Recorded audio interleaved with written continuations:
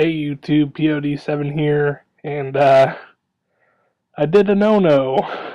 I did a little bit of recording, and I left, and I came back and forgot to change my settings back. So there is going to be absolutely zero game sound. And I lost my original recording because of this as well. So, um, yeah. So this is pretty much pre-recorded. Um, yeah, there's no way this is getting out on the 5th. By the time this renders, and the way my internet's been lately, there's no way this is gonna upload today. So I'm sorry about that. Um, it'll show up eventually. I didn't feel like doing another hunt for gems because the last one was pretty rushed, and it still took quite a while to upload, even though it was only 6 minutes long. So yeah, I have no idea what's going on with my internet. It's like um, it'll work fine, and then all of a sudden, 20 minutes after I've started like a YouTube video, YouTube will just say encountered error. Try again later. I'm like, okay. And so I'll go out and I'll reload a couple minutes later, and uh, the video page won't even load. It'll say something about API.mybrowserbar can't load this, and it's like, what? And but I can go to other websites just fine, and then I'll go back and it'll be okay again. And then the next website I go to, like Facebook or Hotmail or something, it won't load. Just straight up won't load. So I have no idea what's going on. Plus the fact that my New Year's Eve special with Infectinator 2 was, I think, 17 minutes long, 18 minutes long. And it took about 40 minutes to render because of all the titles and stuff that I put up at the beginning and the end. And then it took 2 hours and 15 minutes to upload to YouTube. And that's pretty ridiculous, especially since it was, I think it was only in 720.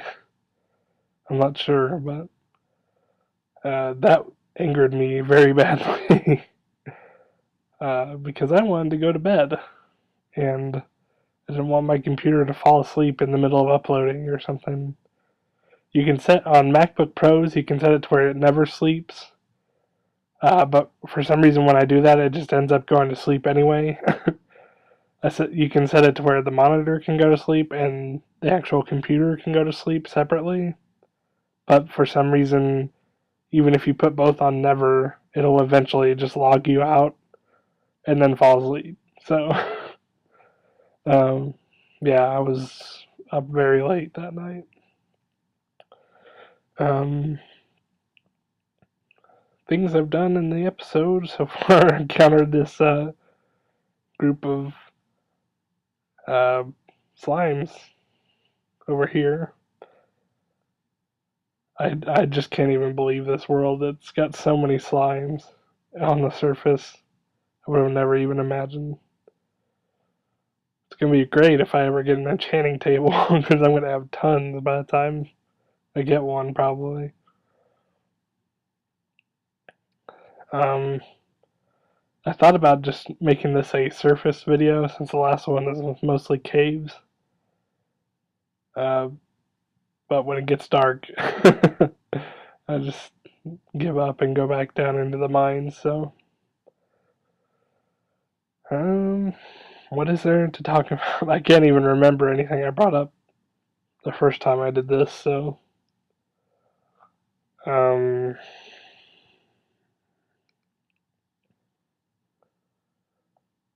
wow. I think I built my base up a little bit more on the surface base. Anyway, I may have started putting half slabs on the roof, and I'm doing that because I think it'll work the same way as it does a floor, where mobs can't spawn on half slabs if they're the bottom block. So we'll see what happens. Because I'm pretty sure you can't put torches on them, so. I got my Christmas, the stuff I ordered from Amazon with Christmas money came in, which would be Mass Effect Paragon Lost on DVD, and a gamepad. Gamepad came in, guys. That means Hunt for Gems may not be as derpy. Because I'll be able to get into the controls a lot faster, because I keep forgetting what the controls are for the emulator. So other than that, though, it's more for personal use outside of that, until I can get some kind of better screen recording software or a better graphics card, because I tested it out on Left 4 Dead 2, and after about 4 hours of rage quitting and checking something else and my internet not loading anything, and then going back and trying again, and then going and buying Gamepad Companion from the App Store for $8, another $8 on top of $25 for the gamepad. I finally got it mostly working. I still have to mess with the sensitivity a little bit, but it was still really choppy to play, even on lowest graphical settings, and I didn't even have it full screen. It was like taking up 2/5 of the screen space, the window, so it was pretty sad. But it was kind of fun to play Left 4 Dead again. I haven't played Left 4 Dead 2 in so long. I have the first one for Xbox 360, and that game was kind of weird because sometimes when they updated, it would update progress on achievements, like progress you didn't actually make. So I went from like having, and this was before I even owned an Xbox 360. I was playing on my buddy's, well, somebody that I used to know. I played with him on Xbox so much over at his house that I actually had a gold account. So, like every other day, pretty much. And it updated one day, and instead of like 10,000 zombies killed, I had 33,000 out of nowhere. And the achievement for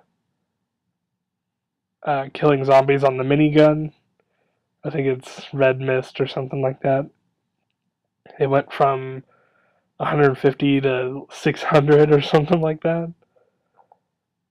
So that was we couldn't figure out what was going on with that, but it seems like Xbox is kind of weird like that sometimes. I think I remember watching a New Legacy Inc. stream where one of the guys, they were playing an arcade game, and one of the guys started the game up and he unlocked every achievement all at the same time. That was pretty ridiculous. I unlocked some of the Versus achievements too on Left 4 Dead 1 that way. Like, it just randomly popped up that I had killed all 4 survivors in one life as the tank, or I don't remember what all they were, but so I didn't earn probably half of the achievements I have for that game, just because it kept happening, and I think that even happened once or twice with Borderlands, which is another game that I could have got, Borderlands 2, with Christmas money on Steam, but considering how badly Sanctum and Portal and Left 4 Dead 2 run on my current setup, there's just no way. Like, even just to play for fun, it would have been so choppy and laggy, and even with the controller, I'm sure I would have been holding the group behind. So I really would have loved to play with my friends that got it, but that's how it goes. um,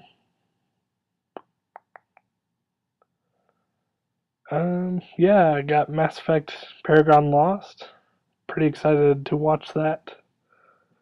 I'm gonna watch it while this renders, and I imagine I can probably get through the movie before this renders, and I upload it to YouTube.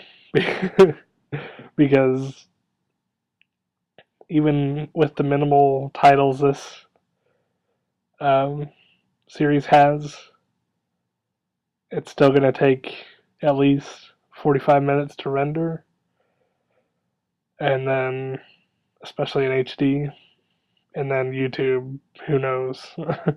It could be hours again. So,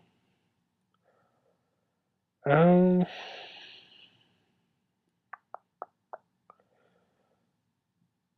really struggling to think of things to talk about today. As far as the channel goes, now that I have a gamepad controller, I've been kind of throwing in some softballs, some floaters, if you will, to home plate. As far as Hunt for Gems goes, and I think the next one, I'm pretty sure I told Dusty the first one I'm going to do after getting the gamepad is Baldur's Gate Dark Alliance for the Game Boy Advance, because I'm really excited to see how that translated to Game Boy Advance graphics and hardware. Uh, Obviously, it's not going to have multiplayer, and I highly doubt it's going to have an extreme difficulty. But, well, and I'm also pretty sure the dungeons aren't going to be as big, but uh, hopefully the what am I doing? Oh, I'm completely gray. Commander of the Gray. Let's see. Oh, I guess I was making a short episode, maybe? I don't know. Oh, no, I know. I had to cut for some reason. In real life, yay! What? There's something besides the internet? That's impossible. Um,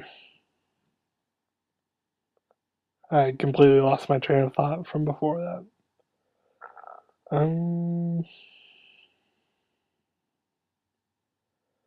See, I started on Paragon Lost. Oh yeah, and then I was betting I could watch it before this renders in YouTube.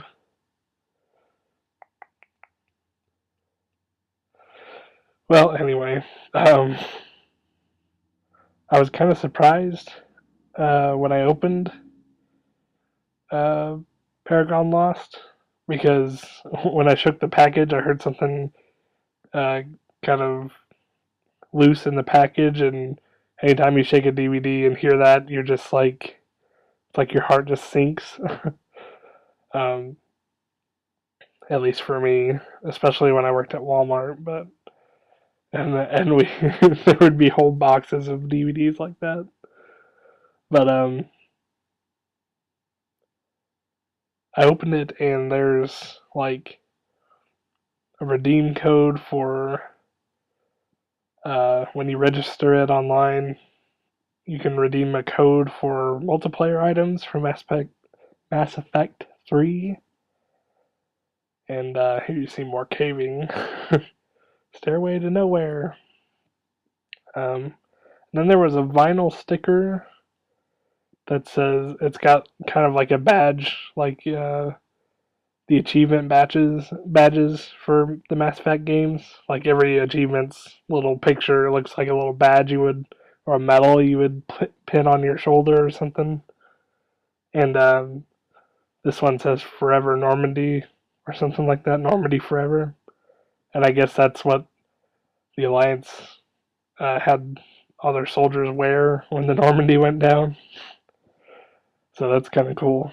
I wasn't expecting anything because Dragon Age Dawn of the Seeker, which is about Cassandra Pentagast, I don't think it came with anything. Not that I remember, anyway. I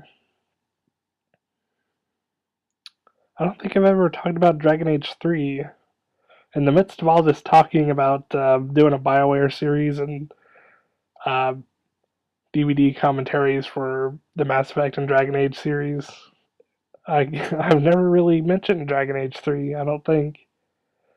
And I'm kind of hoping to have all of them done. This is a lofty, lofty goal, but I'm kind of hoping to have all of them done by Dragon Age 3, their release, because then I want to do a Let's Play of it, like an actual live Let's Play. Of course, it wouldn't be live because I don't think you want to see 30 some hours of me looking for every single thing that will highlight so I can loot it. I know I hate watching that stuff. Anytime I watch a Fallout Let's Play or something and they go through every single lootable thing, I just skip. Honestly, I just skip through all that. So I wouldn't expect you guys to watch that stuff either, so I'm not even going to record that the first time through. But the second time, I may do it, especially if there's any kind of different origins you can pick, because that's pretty much the main appeal of Dragon Age Origins, was you could pick from 6 different origins. 6? No, it was more than that. Oh gosh, I can't do all this math in my head. There was Dwarf Noble, Dwarf Commoner, Human Noble, Human Mage, City Elf, Dalish Elf, Elf Mage, I think is 7. And they differ between male and female too, so you could technically say like 14. The Dalish one isn't too different between male and female that I remember.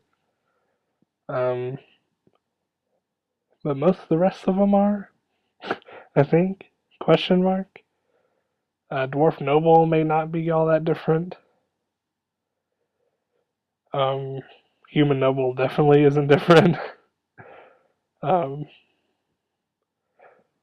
yeah, Dragon Age 3 is supposedly coming out later this year. And everything I've read about it, I'm pretty excited for until I got to a part where one of the development team announced that there's going to be an element of multiplayer. And if it weren't for Mass Effect 3's multiplayer, that would have made me rage incredibly hard. But now it's kind of like I'm mildly skeptical of it. Because, I don't know, it just doesn't seem like a multiplayer would work that well. And the only way I can really see it working would be like the way Fable 2 and Fable 3 did it, where you just kind of have somebody tag along, or somebody is kind of the sidekick, you know. But everything else sounds pretty cool. I mean, they said you could fit all of the maps in the previous games combined inside of one whole map or something like that. And they're taking a lead from Skyrim and Oblivion in that it's going to be like closer to an open world kind of game, apparently. And but the thing I'm most excited about is uh, some of it, at least, it's pretty much guaranteed that some of it's taking place in Orlais. It's not. I don't think it's going to be the whole game because they've said things like you'll travel to uh, places you've never seen before in Thetis, which is the main continent of whatever planet they're on, as far as I can tell. But that could mean like Antiva or Saharon or Teventer. So there's if it gets that big, then I'm super excited. I imagine they're gonna have a big showing at E3, even though they didn't say anything last year. They didn't even announce anything until PAX West. No, PAX East. PAX West is just PAX, if I remember right. PAX East, they had a BioWare room, basically, from what I remember, and it was to discuss all BioWare projects. So, if you look it up, they had a really funny Dragon Age panel where they basically had to say, we're not promising anything, but if we were going to make a Dragon Age game, it might possibly be a little bit more French, is how they alluded to the fact that a lot of it's going to be in Orlais. Amongst other kinds of crazy things, like showing concept art for a game they weren't quote unquote working on, and announcing that armor will actually, you'll be able to customize your companion's armor again, but it'll just always look pretty close to the same. It'll just look different depending on the quality. So, like, if you threw a leather armor on, gosh, I'm trying to think of characters that would return for 3 over, because like Anders and who else showed up in 2? Well, Anders was the only one that was your companion. So let's say Talus from the Mark of the Assassin DLC, a very polarizing figure from what I remember reading about on the internet, but I was fine with her character. Let's say Talus, you put her in leather armor, it's going to look like her basic outfit.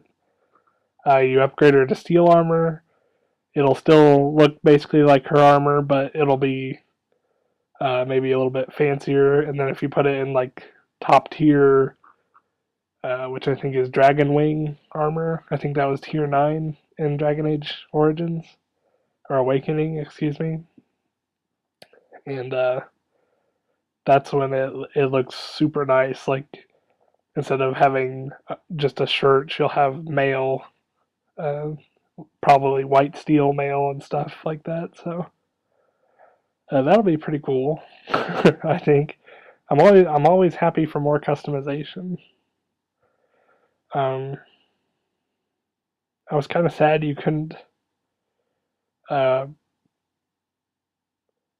decide who wears what in Mass Effect 3, so that'll be kind of nice.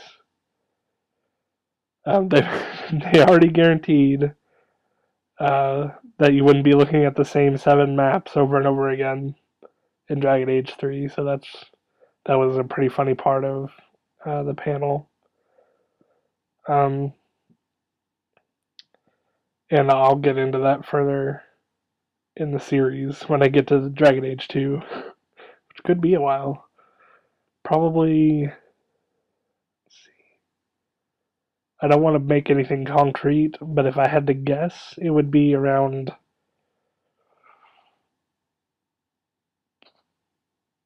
June, maybe July. Um, I'm kind of arguing with myself over how to record again, because I recorded the first hour of Mass Effect. Yay! And then decided I'm not entirely happy with being full screen and not truly HD. So boo. And I don't know. It's just really hard because you really want to compete for people's attention on YouTube, and the kind of crowd that's into uh, games like Mass Effect and Dragon Age are really into the look. Um, just going by skin mods and stuff, you can definitely tell people really like the style and um, overall look of those games. So I feel like I would lose a lot of those people just from them opening the video and saying, "Oh man, this is fuzzy. I'm not even gonna bother watching this."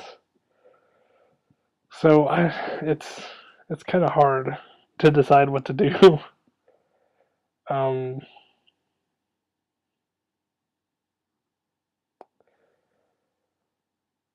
I've got some surprises lined up already. I can say, but I think I will hold off on even mentioning anything about them because uh, it's going to be a ways off before they show up, probably. Um, one of the things I've kind of run into a roadblock of is whether or not I'll have to mute the video during the credits for each game, because as far as I can tell, each game has licensed music at the beginning of their credits. Specifically, Dragon Age Origins, I believe, has a 30 Seconds to Mars song. Maybe it was 2, I can't remember, but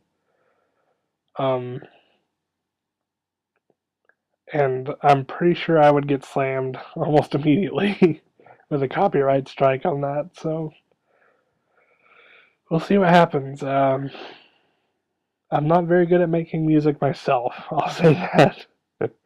But maybe I can find some help from some friends somewhere along the line. Um, but yeah, I'm hoping to get the BioWare series done by Dragon Age 3 so I can go buy it at midnight, come home, play it for 4 days straight or whatever, first time through, and then uh, have a day of rest where I just bask in its glory. um, and then record my first big time Let's Play, I would say.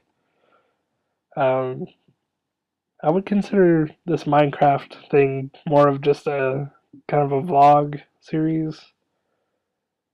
Even though it is on hardcore difficulty, it's still. I'm not gonna cry if I lose this.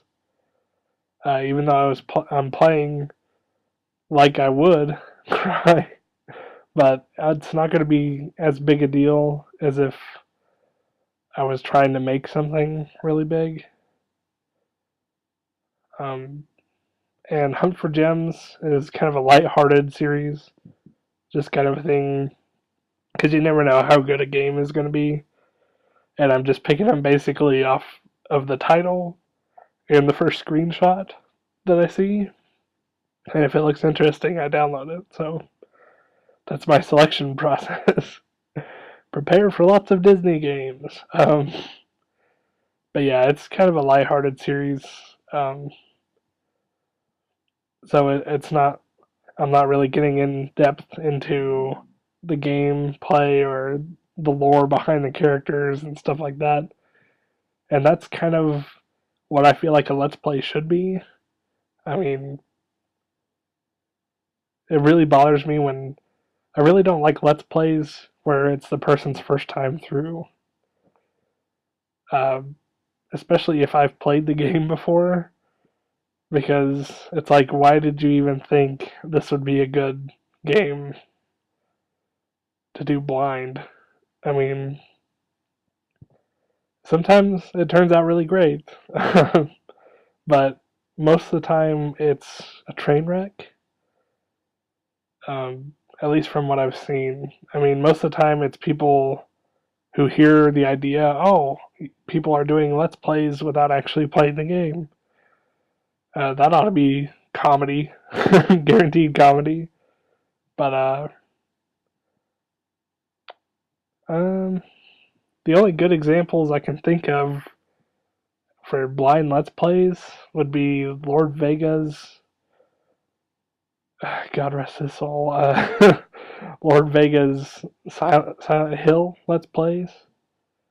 Um, he has more subscribers than I probably ever will, but